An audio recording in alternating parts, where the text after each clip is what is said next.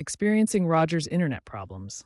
The first step is to determine if it's a widespread outage or an issue specific to your home. Rogers provides tools to check for outages in your area. Visit rogers.com/outage or use the My Rogers app and enter your postal code. If an outage is confirmed, Rogers is likely already working to resolve it, and further troubleshooting on your end won't be effective. Outages can be caused by network congestion, hardware failures, or external factors such as weather or construction. Be sure to check the Rogers Outage Tracker for real-time updates and estimated resolution times. If there's no reported outage, the problem likely lies with your modem or Wi-Fi setup. Start with your modem.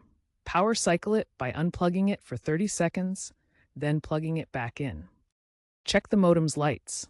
A red light usually indicates an issue. You can also access your modem's status page by entering 192.168.0.1 in your browser. Ensure your modem is in a well-ventilated central location. For Wi-Fi issues, try changing the channel on your router using a Wi-Fi Analyzer app to avoid interference. Consider enabling WPA3 security for better performance. If you have dead zones, reposition your router away from metal objects and microwaves, or consider using Wi-Fi mesh extenders like Rogers Ignite pods. If problems persist, contact Rogers support at 1-800-ROGERS, documenting any symptoms you've observed.